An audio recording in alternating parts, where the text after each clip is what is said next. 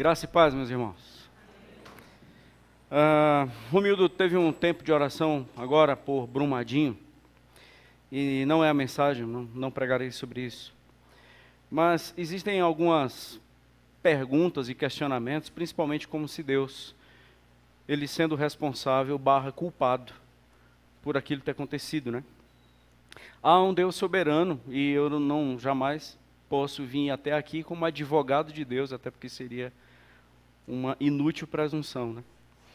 Porque Deus não precisa de advogado.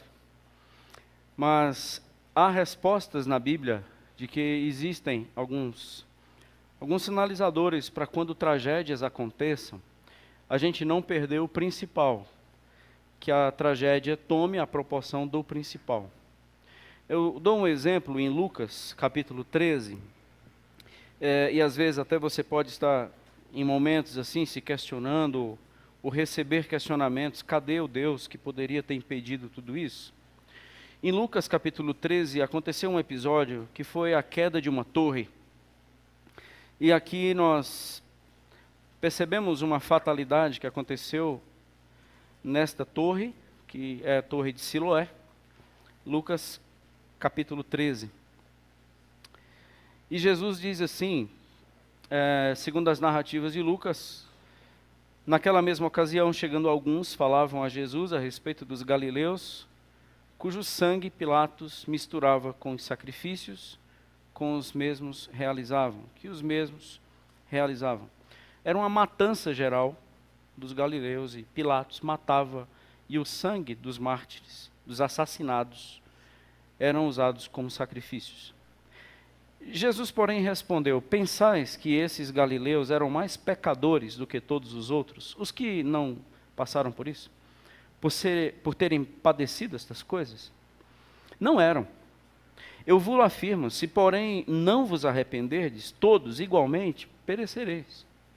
Ou cuidais que aqueles 18, sobre os quais desabou a torre de Siloé e os matou, eram mais culpados do que todos os outros habitantes de Jerusalém? Não eram, eu vos afirmo. Mas se não vos arrependerdes, todos igualmente perecereis. Então houve uma tragédia aqui, e a torre caiu e matou essas pessoas. Nós não falamos em quantidade de mortes, mas falamos em fatalidades ocorridas. E na fatalidade ocorrida, o Senhor, mas não pense que as pessoas que morreram em desastres, eles estão pagando contas. A mão do Senhor está sobre, é punição do pecado. Isso não existe. Eu não trabalho nesse meio, nesse movimento de dar e recebe. Porque se eu tivesse que trabalhar por merecimento, eu teria que matar todos. Salmo 109 diz que o Senhor não nos retribui consoante as nossas iniquidades. Porque assim como o céu é mais alto do que a terra, assim a sua misericórdia é mais alta do que os nossos pecados. Então o que acontece em Brumadinho está fora da nossa capacidade de compreensão pelas lentes divinas. Mas a tragédia não ocupa o local do principal, que é como está a relação com Deus, que aqui o texto fala arrependimento. Se vocês não se arrependerem, isso é, se a vida de vocês com Deus não se organizar, saiba de uma coisa, todos vão morrer. Independente que tenha sido por uma queda de uma torre, por um infarto fulminante, por um acidente automobilístico, por uma bala perdida, todos morrerão. Então não importa como morreu, importa sim se as nossas vidas estão alinhadas com Ele. Então, diante de tragédias, a gente não perde o essencial. A gente lamenta e ora, a gente doa sangue.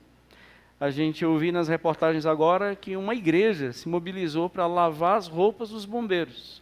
E isso tomou uma dimensão muito significativa na vida dos bombeiros e até mesmo do testemunho. Então, em época de tragédia, a gente doa sangue. Em época de tragédia, a gente vai abraçar as pessoas que estão sofrendo.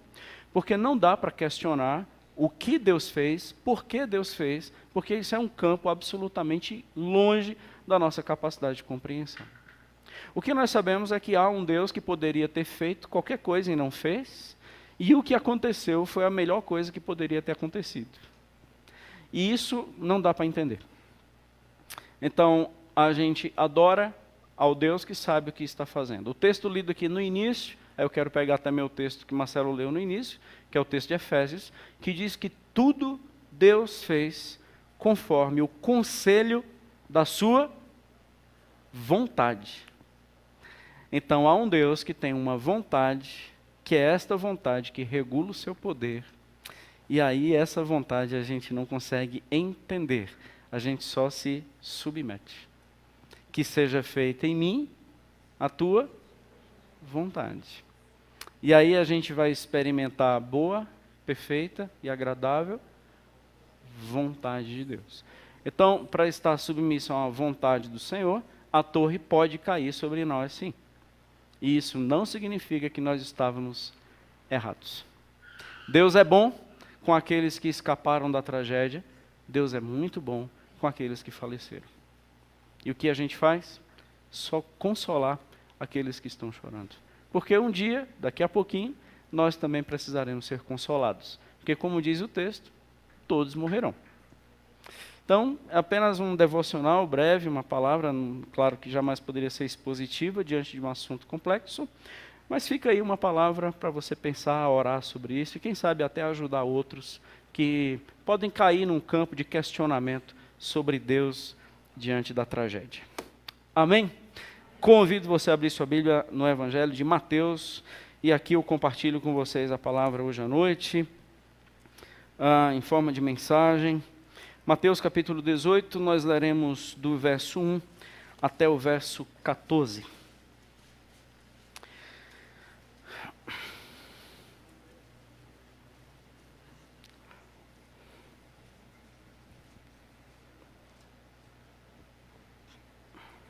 Mateus 18, do verso 1 ao verso 14.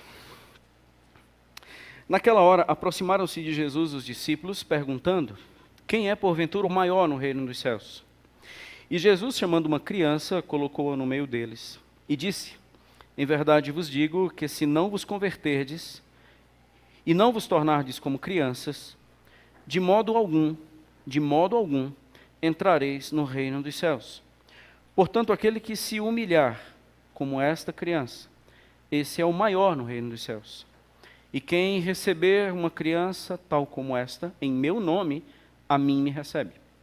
Qualquer, porém, que fizer tropeçar a um destes pequeninos, que crê em mim, melhor lhe fora que lhe pendurasse ao pescoço uma grande pedra de moinho e fosse afogado na profundeza do mar. Ai do mundo por causa dos escândalos, porque é inevitável que venham escândalos. Mas ai do homem pelo qual vem o escândalo. Portanto, se a tua mão ou o teu pé te faz tropeçar, corta-o, lança-o fora de ti. Melhor é entrardes na vida manco ou aleijado, do que tendo 2 mãos ou 2 pés, serem lançados no fogo eterno. Se um dos teus olhos te faz tropeçar, arranca-o, lança-o fora de ti. Melhor é entrares na vida com um só dos teus olhos, do que tendo os 2 e seres lançado no inferno de fogo. Vede, não desprezeis a qualquer destes pequeninos, porque eu vos afirmo que os seus anjos nos céus veem incessantemente a face de meu Pai Celeste. Porque o Filho do Homem veio salvar o que estava perdido. Que vos parece? Se um homem tiver 100 ovelhas, e uma delas se extraviar, não deixará ele nos montes as 99, indo procurar a que se extraviou? E se porventura a encontra, em verdade vos digo que maior prazer sentirá por causa desta, do que pelas 99 que não se extraviaram. Assim, pois, não é da vontade de nosso Pai Celeste, de vosso Pai Celeste, que pereça um só desses pequeninos. Amém. Vamos orar mais uma vez. Senhor, ministra a Tua palavra em nossos corações, como o Senhor já tem ministrado através de tantos movimentos que ocorreram aqui, tantas palavras emitidas, e tanto vento do Senhor soprado nesse lugar. Rogamos a Ti, Deus, que as nossas mentes, nossos corações sejam visitados pela Tua palavra, pela ação do Teu Espírito. E nos dê, Senhor, no nome de Jesus, a capacidade de compreensão daquilo que o Senhor tem para nos falar hoje, através dessa palavra, no nome de Jesus. Amém. Final de semana passado, eu estive no Maranhão, terra boa, fria, que convidado para uma conferência e o tema da conferência no aniversário da igreja era a criança no plano de Deus. Qual é o plano de Deus para a criança e aonde a criança se encaixa no plano de Deus? E foi um tema bem desafiador para mim, foi algo que valeu muito a pena ter ido, porque o Senhor ministrou muito ao meu coração, mesmo sendo o preletor da conferência. Mas quantas coisas o Senhor falou comigo. Eu queria compartilhar um pouco com vocês hoje aquilo que eu tenho aprendido nesses últimos dias. De fato, houve puxões de orelha assim da parte do Senhor na minha vida, houve desafios, houve alguns realinhamentos. E eu acredito que todos nós aqui, enquanto pais, enquanto irmãos, temos crianças com quem nós convivemos.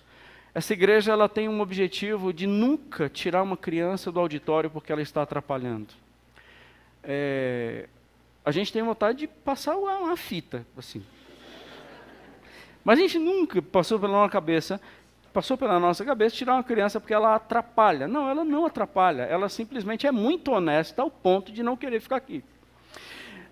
E lá em cima, aqui no primeiro andar, nós temos uma parte já pronta. O piso, teto, não está assim. Mas já tem piso, teto, pintura, ventilador, essas coisas. Porque a gente sempre priorizou que as crianças tivessem o melhor. Os irmãos terem ideia, hoje nós temos homens, professores de crianças. Nós temos entre 6, se eu não estou enganado, 6, 7 homens, casados, que estão dando aula para pequenos, noivos, jovens, mas têm se colocado à disposição de dar aula para crianças. Crianças que têm tido agora homens como referências na sua vida. Não é um ministério de mulheres. A aula para criança não é mulher que dá. Então a gente tem conseguido ter essa alegria da parte do Senhor em conceder para esta comunidade professores tão comprometidos com a palavra de Deus para compartilhar às crianças, por entenderem que as crianças são muito importantes. Louvo muito a Deus pela coordenação desta igreja, que tem trabalhado com muito afinco, com muito zelo, com muita entrega, para que as crianças elas cresçam amando e servindo ao Senhor. A qualidade de adolescentes amanhã, elas crescerão, serão adolescentes, serão jovens, casarão. A nossa pergunta é que tipo de qualidade de adolescentes nós teremos amanhã. A qualidade de jovens que nós teremos amanhã vai depender muito da visão que nós temos para a criança hoje. E se nós não tivermos uma visão para a criança hoje, a igreja de Jesus ela está fora daquilo que o Senhor quer. Qual foi o último versículo que nós lemos aqui? Verso 14. Se nós estávamos falando há pouco tempo sobre vontade de Deus, aqui existe uma vontade de Deus revelada, dizendo, é da minha vontade o quê? Que nenhum só desses pequeninos venham a perecer. Então, quando se trabalha com criança, e quando a igreja tem uma visão correta para a criança, estamos agora alinhados com a vontade de Deus nas essências e nos fundamentos para a sua própria igreja. Então, a prioridade dessa igreja não deveria ser trabalhar com idosos, trabalhar com adultos, trabalhar com jovens, trabalhar com adolescentes. A prioridade não deveria também ser trabalhar com criança. A prioridade dessa igreja é saber qual é a vontade de Deus. E aqui nesse texto, a vontade de Deus para a criança não é fazer entretenimento para elas, mas é fazer com que essas crianças elas tenham da parte de Deus o entendimento que elas necessitam para crescerem e se tornarem adolescentes, jovens e adultos, segundo a vontade dele. E é impossível elas se tornarem assim, impossível, pode colocar aspas, se nós não compreendermos isso. Então, eu entendo que esta mensagem ela é de extrema relevância para a vida da igreja, porque ela é de extrema relevância para as nossas vidas, para nós como adultos. Porque a criança deve ocupar um local muito central nos planos de Deus, automaticamente nos planos da igreja. Perceba só, gente, os discípulos eles chegam perguntando o que para o Senhor? Olha como é a pergunta do adulto. Verso 1, vamos lá para o texto. Verso 1, qual é a pergunta do adulto? Exatamente, quem é o maior? Então, essa é a pergunta do adulto. O adulto chega para o Senhor, olha quem foi que perguntou isso. Não foram os fariseus, mas foram os discípulos. Olha a turma. Então, os discípulos de Jesus chegam com uma pergunta brilhante, coisa de adulto mesmo. Quem é maior? O Senhor jamais responderia tal absurdo. O que o Senhor responde não é quem é o maior. O que o Senhor responde é quem vai entrar. Porque ele não responde pergunta de adulto, ele corresponde ao coração de criança. E o coração de criança, que é correspondido pelo Senhor, ele não quer saber quem é o maior, ele quer saber quem é o aceito. E ele não responde quem é o maior. Então vocês precisam primeiro... Gente, presta atenção assim. Se o Senhor Jesus fosse do Ceará, eu saberia como ele falou o versículo 3. Mas como ele não é cearense, eu não sei em que tom ele respondeu. Mas eu vou ler aqui o versículo 3 novamente, e que tom você acha que ele respondeu isso? O Senhor pegou uma criança, versículo 2, colocou no meio, e disse o seguinte, em verdade, e quando ele diz em verdade, ele está falando sério, em verdade vos digo que, se não vos converterdes, se vocês não se converterem, e não vos tornardes como crianças, de modo algum entrareis no reino dos céus. Em verdade, de modo algum. Como é que você acha que foi o tom de voz de Jesus aqui?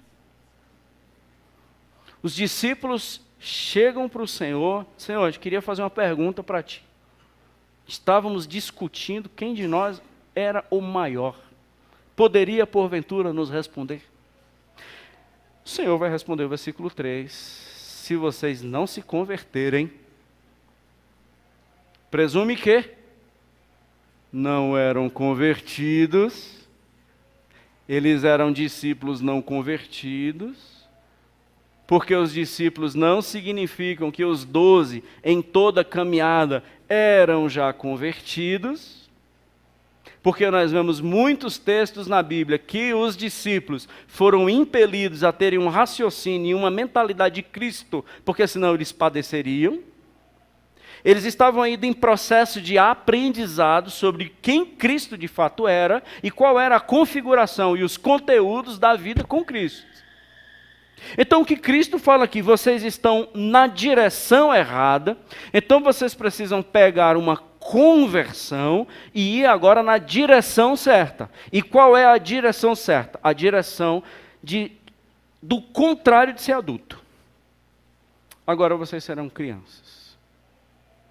E o assunto criança é um assunto do reino de Deus. Porque aqui ele vai dizer que se vocês não se tornarem como criança, de modo algum, e quando Jesus diz de modo algum é porque não tem jeito mesmo, vocês não entrarão.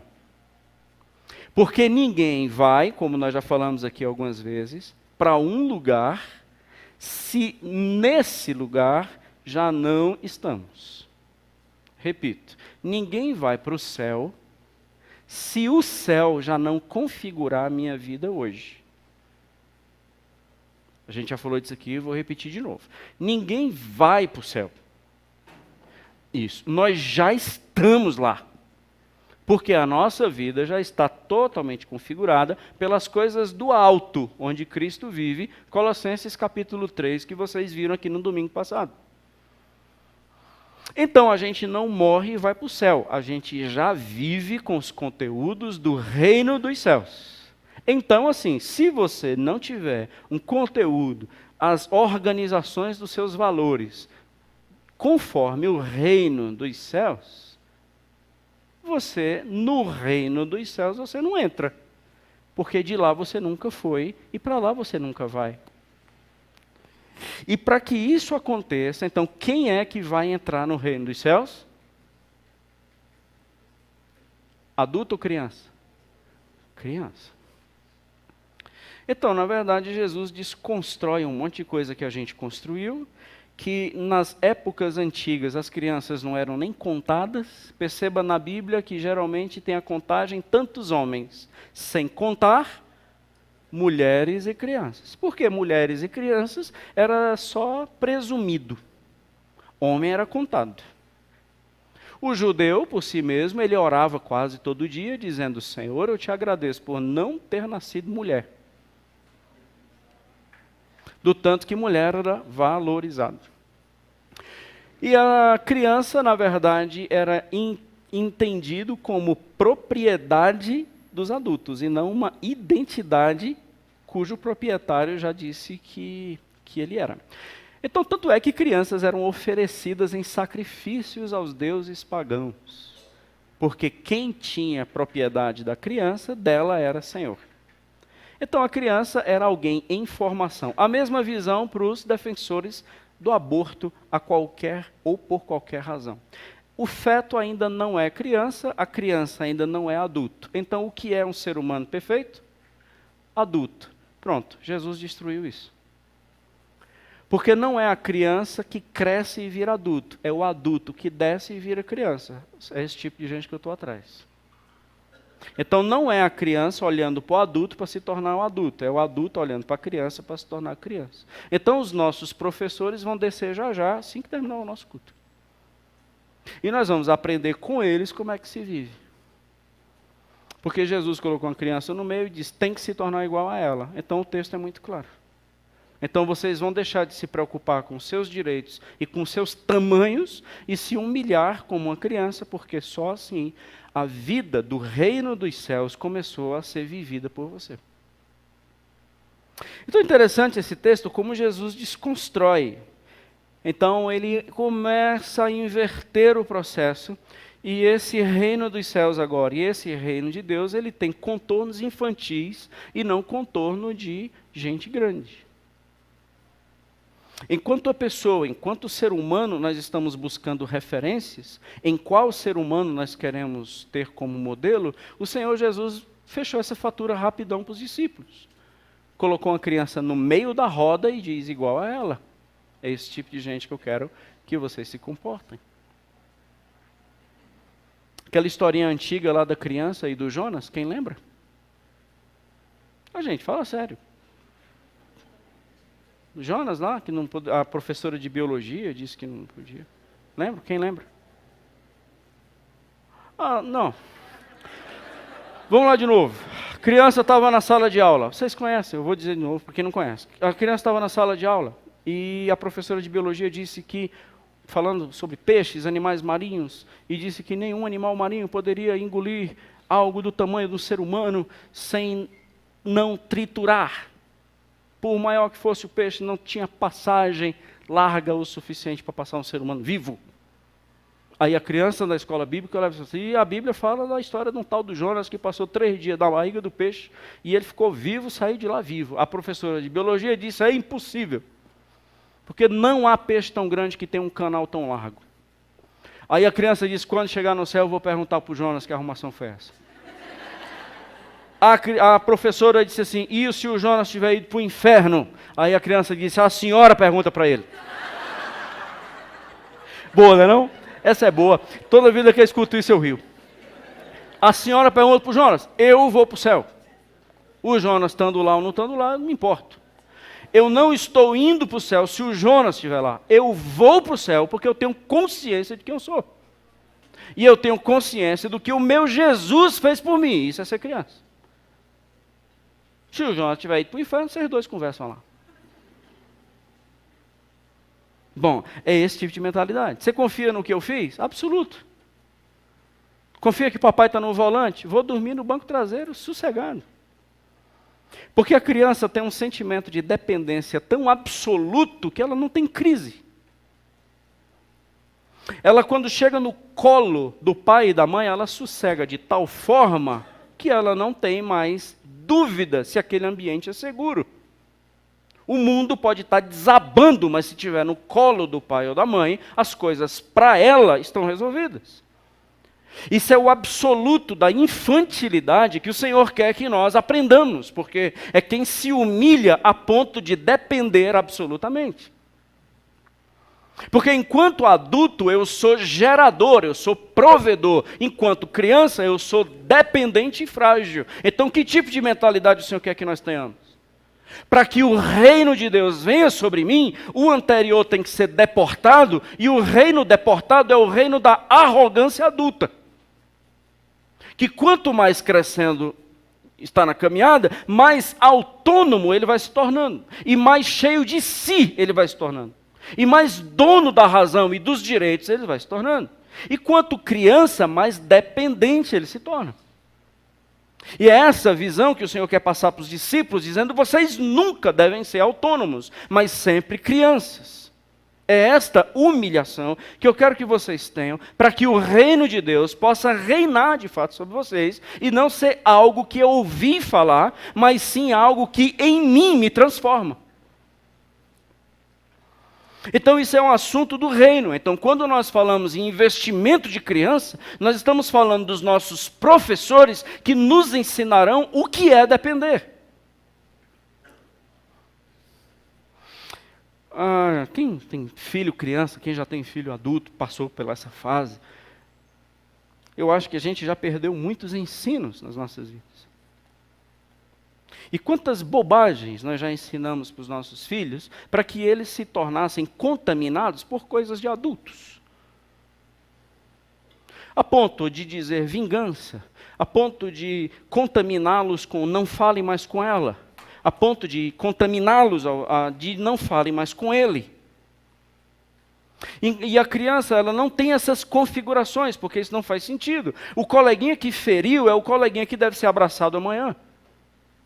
Mas como adulto, a gente impõe nela regras de pessoas autônomas que diz que você não precisa dela porque ela fez isso com você e eu não quero mais que você fale com ele. Duas crianças contaminadas com coisa de adulto. Porque é o adulto que rompe relações. Criança jamais faria isso. Quanto mais a gente quer se sentir melhor, alguém vai ter que se sentir menor. É óbvio. Quem de nós é o maior? Bom, quem for o maior significa que os outros são menores. E se no reino de Deus um é maior e os outros são menores, não pode ser reino de Deus. Porque a briga do reino de Deus é para quem vai ser menor e não para quem vai ser maior. É olhar para alguém e dizer assim: você é superior a mim. Aí quando você ouvir eu falando isso, você vai dizer assim: está amarrado em nome de Jesus. Eu é que sou menor que você. Ele diz: não é negativo, você é menor, você é maior que eu. Ele diz: não, senhor, você que é maior que eu. Ele diz: não, é você. Então haverá uma crise dentro da igreja para saber quem é o menor. Então essa é a consciência que Deus quer que nós tenhamos. Aí os nossos direitos se esvaem e o reino de Deus começa a agir dentro da gente. Jesus se identifica com criança, percebeu? Veja no versículo 5: quem receber uma criança tal como esta em meu nome, a mim me recebe. Opa, então Jesus não é projetado no discípulo, Jesus é projetado numa infância.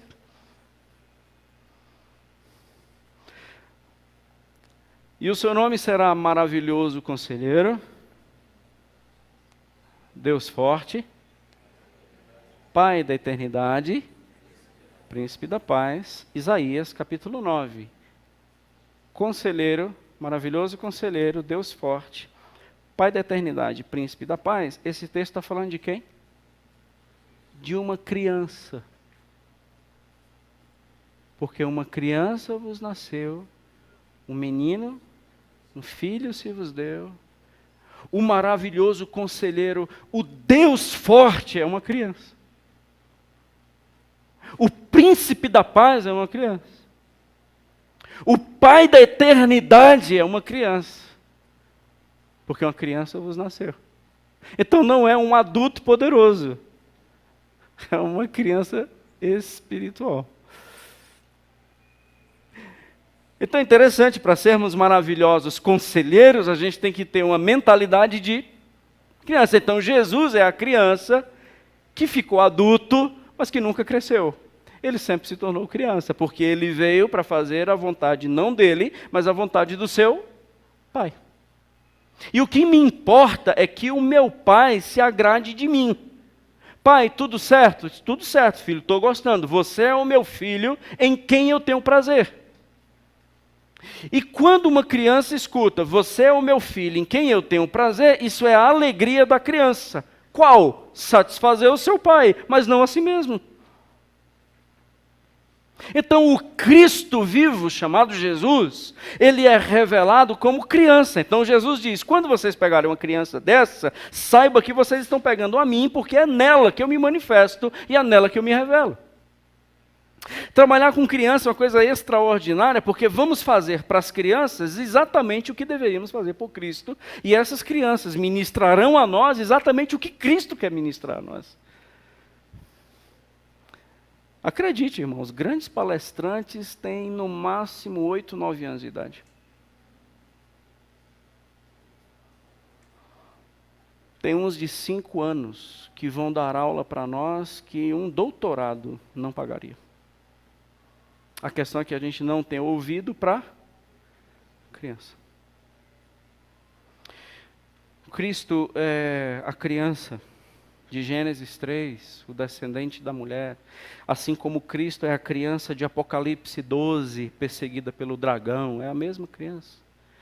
Gênesis é o descendente da mulher, Apocalipse é uma criança que nasceu e o dragão quer consumi-la, Apocalipse 12. Então Cristo, criança, está em Gênesis e Apocalipse. E em Isaías 9 é a criança que vai ser chamada o maravilhoso conselheiro. O que dizer do Salmo 131, quando Davi diz, eu me tornei como criança no colo da minha mãe. É isso que o Senhor queria de mim e eu demorei tanto para aprender. Salmo 131, apenas 3 versículos. Senhor, o meu coração não é soberbo. Senhor, o meu olhar não é altivo. Senhor, eu não ando à procura de coisas maravilhosas demais para mim. Salmo 131. O que foi que aconteceu, Davi? Ele disse, eu resolvi ser criança. No colo da minha mãe, Deus que corresponde aos nossos anseios maternos. Como uma criança recém-amamentada no colo da minha mãe, assim eu me aquietei. Aprendi que apesar de rei, aprendi que apesar de deter o poder legislativo, executivo e judiciário, apesar de todo o poder ser em mim, porque eu sou rei, eu quero ser criança.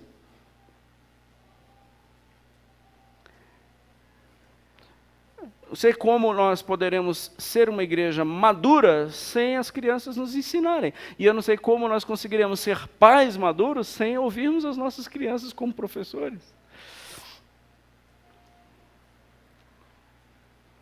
Minha mãe, um dia, ela iria cometer um suicídio. Minha mãe já partiu, está com o Senhor, e ela me falava isso, né? Minha mãe estava prestes a dar cabo da sua própria vida. Não sei, eu não me lembro desse fato, é ela que fala isso, e ela sempre dizia que eu a salvei, mas na verdade foi ela que me salvou, no sentido de continuar sendo minha mãe, né? Mas um dia minha mãe resolveu tirar a sua própria vida, e na hora que ela estava para tirar a sua própria vida, quem entra no ambiente? Eu.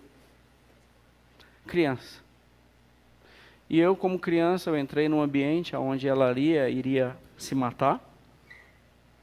E diz ela que o que eu falei e o sorriso que eu dei para ela foi o suficiente para ela imaginar e cair em si da bobagem absurda que ela ia fazer. Não sei o que eu falei, não me lembro do que ela disse, mas eu sei que quem salvou a vida da mãe foi a própria criança. E quem um dia resolveu a nossa vida foi uma criança chamada Jesus. Uma criança mudou a nossa história. Por isso que Jesus diz, eu estou na criança, então tratem a criança como se fosse eu. Porque a criança já sou eu, ela não tem que crescer para virar adulta e se perder. Ela já é criança, ela já sou eu, trabalho com criança. Caminhando mais um pouco, como é que a gente vai fazer, irmãos, para que essas necessidades das crianças sejam atendidas e assistidas? Quais são as necessidades das crianças a de hoje? Hoje as nossas crianças estão numa confusão, numa bagunça, num mundo confuso, com tantas cobranças, com tantos desafios. Crianças com 8 anos já estão estudando para a prova do PAS. já estão fazendo simulados e... Eu não sei se eu exagerei, mas tem criança de 10 anos já fazendo, isso aqui vai ser mais ou menos a prova do Enem, será desse jeito. Crianças que estão perdendo a sua infantilidade, tem que ser adulto nos comportamentos dos pais, e se comporte direito, e fale direito, e eu não posso nem ter criança como criança, ela já tem que virar adulto. Nós estamos, criar uma palavra aqui, adultificando as nossas crianças. A necessidade das crianças hoje, eu consigo perceber nesse texto, e o Senhor vai falar dos tropeços. E a grande necessidade das crianças hoje é que elas pudessem andar em terras planas. E que as pessoas que estão ao seu redor e que cuidam delas, não fossem pedra de tropeço para esses pequenos. Então, do verso 6 ao verso 9, o Senhor vai falar aqui na minha interpretação, e eu compartilho com vocês, qual é a maior necessidade de uma criança, é não ter pedras de tropeço na sua caminhada. Escrevi um artigo simples que está aí no seu boletim, sobre como as crianças hoje não estão mais andando com Bíblia. E elas aprenderam com alguém, ou desaprenderam com alguém a não usar mais Bíblia. O livro, a página. A tecnologia faz com que a Bíblia já esteja aqui. Só que aqui existem muitas competições que aqui não tem. Aqui existe uma visibilidade valiosa que aqui não possui. Aqui eu acho que tem valores que aqui não tem. E eu acredito também que os meus filhos ou as crianças que convivem comigo, me ver no celular, elas não terão inspiração de ler Bíblia. Por mais que no celular eu esteja fazendo o meu devocional.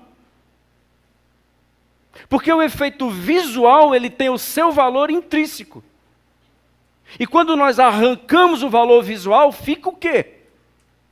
Então, no celular, a criança não vai ter inclinação de ter Bíblia. A criança vai querer um celular.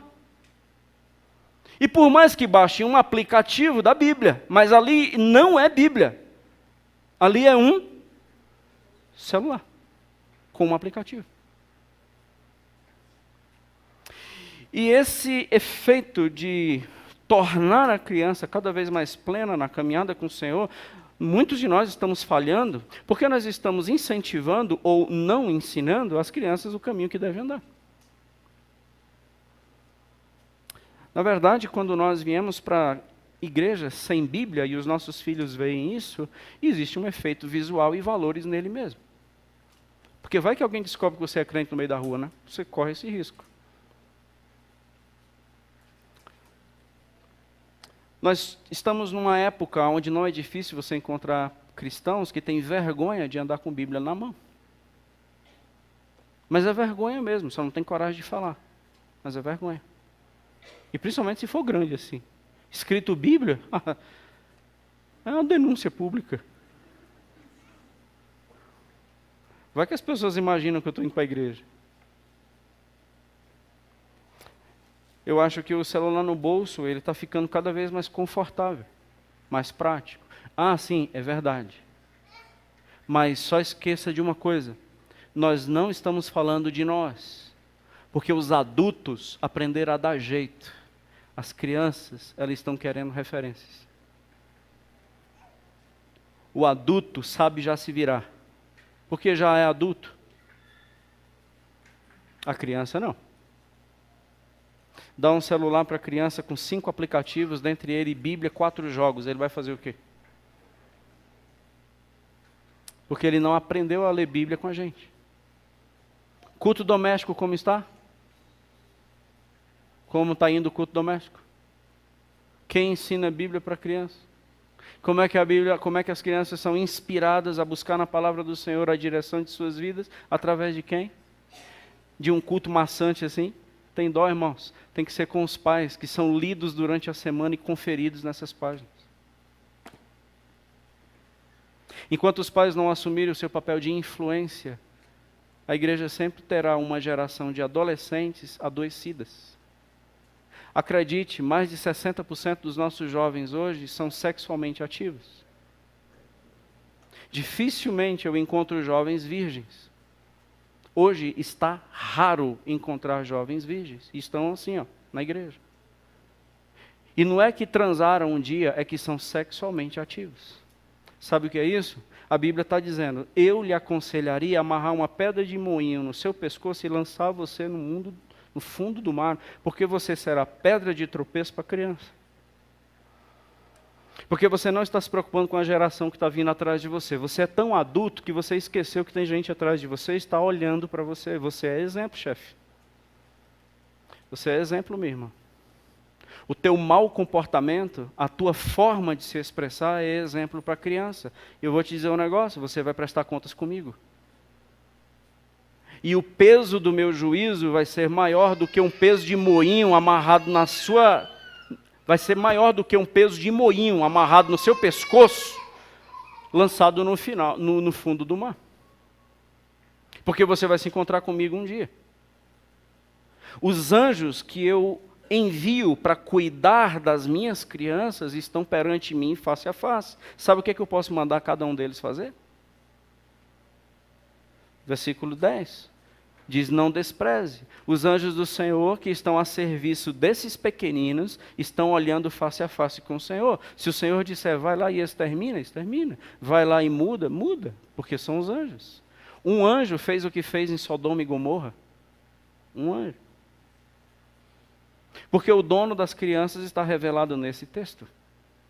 E se você não ensina a criança o que é perdoar, o dono da criança vai prestar contas com você. E haverá um adoecimento, porque perdão para você é uma questão da tua adultificação, e você vai dizer quando ou não perdoar. E a quem? Acredite, as crianças estão aprendendo isso. Assim como crianças estão aprendendo que Bíblia é desnecessária. E aí do verso 6 ao verso 9, o Senhor vai dizer, bom, seria melhor você cortar um braço para que você fosse a pessoa que eu sonho que você pudesse ser. Porque se é o teu braço que te faz cair, o braço você pode entender como celular, deixe ele desligado durante o dia. Se é o teu olho, você pode entender isso como WhatsApp, arranca. Porque você sabe o mal que ele está te fazendo. Meus irmãos, existem crises conjugais já por causa de WhatsApp. Existem crises familiares já por causa de WhatsApp. De irmãs que não reconhecem, mas estão viciadas.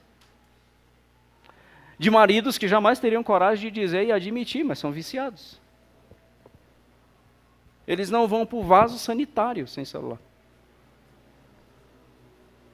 Eles não vão mais para nenhum movimento da sua vida sem celular.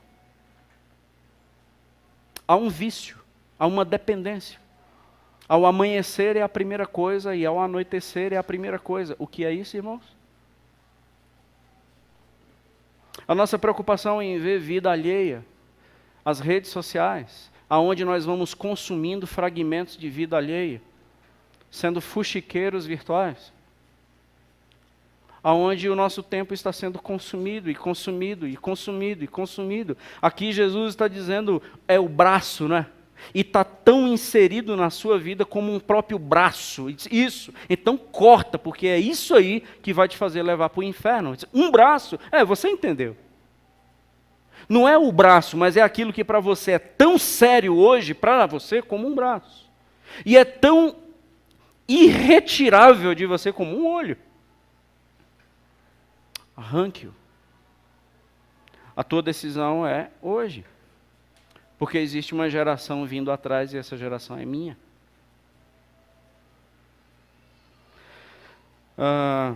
Esqueci qual foi o exemplo, aquele que você deu na sala de aula ou em algum contato. Não sei quem foi que construiu a arca. Crianças nossas, irmãs aqui da igreja. A professora, a Elisângela teve um contato com eles e disse, meninos, quem foi que construiu a arca? Noé? Crianças nossas. Assim, não é pelo fato de não saber só informações bíblicas, mas é o fato de não saber isso, imagine o que isso significa. E essa implicação na sua vida, assim, aí é que está distante mesmo. Que Davi matou Golias, eu entendi. Agora, o que isso dialoga com a minha existência, eu não sei. Porque faltam os professores para traduzir em vida esse Deus que derruba os gigantes. E as crianças não sabem. Mas é porque os adultos também não sabem. Você está querendo saber quem é o maior, né? Não há no reino de Deus. Todo mundo está no mesmo nível e todo mundo é frágil e dependente.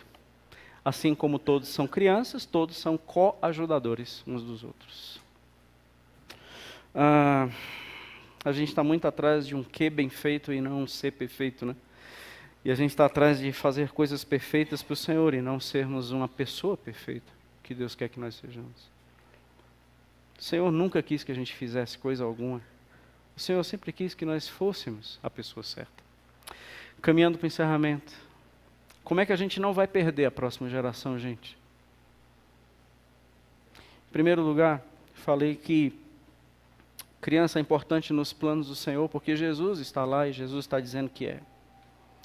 Em segundo lugar, a necessidade maior das crianças é que as pessoas arranquem aquilo que lhe faz cair, para que não sejam pedras de tropeço. E em terceiro lugar, como é que a gente não vai perder a próxima geração? Eu não acredito que aqui exista um pai que queira perder seu filho para o mundo, para que é que seja.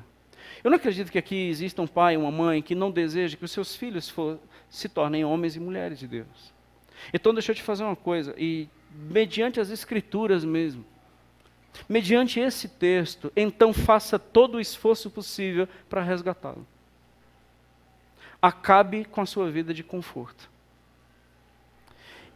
E permita-se ser um agente de mudança urgente. Porque as nossas crianças estão se perdendo. E aqui o Senhor vai usar aquele texto da ovelha perdida. Que aqui no texto da ovelha perdida, que vos parece? Um homem tem 100, mas se perder uma. Então aqui não está na contabilidade de quantas eu perdi, está na absoluta determinação de alcançar. É o que os bombeiros em Brumadinho estão fazendo. Porque o que vale a pena é a dedicação no resgate. Se vou achar, isso é uma questão de fé. Porque fazer o que é certo não depende do resultado, só depende da causa que vale a pena. Porque quando eu faço alguma coisa pela causa, não significa que eu estou dependendo do resultado, eu estou indo pela fé. Então, resgatar filho é uma questão de dedicação absoluta e plena no empreendimento de que vale a pena sair dos meus confortos, desligar meus celulares, e mesmo manco e mesmo sem um olho, eu vou romper as escuridões atrás dos meus filhos. Eu quero voltar a abraçá-los, eu quero voltar a beijá-los e dizer que eu os amo, e pedir perdão por todas as negligências até hoje. Porque senão nós vamos perdê-los, porque eles não veem em nós a coerência do Evangelho. Eles podem ver em nós uma religiosidade oca e sem sentido, que se fosse católico, se fosse espírita, ou se fosse de qualquer outra igreja evangélica, não iria fazer diferença, porque não me transforma, apenas me faz ter um endereço religioso. E as crianças não querem endereço religioso, porque o mundo está desconstruindo a necessidade de religião. O mundo, a escola, o governo, e não acredite em Bolsonaro, irmãos. Acredite em Cristo Jesus de Nazaré. O Bolsonaro não fará nada que a família é obrigada a fazer. O governo não assumirá o comando dos nossos lares. Continua sendo nós. E não é um ministro que defende a fé, e não é uma ministra que é pastora, que as nossas coisas vão mudar. Não se engane, se não formos nós, as nossas casas não mudarão.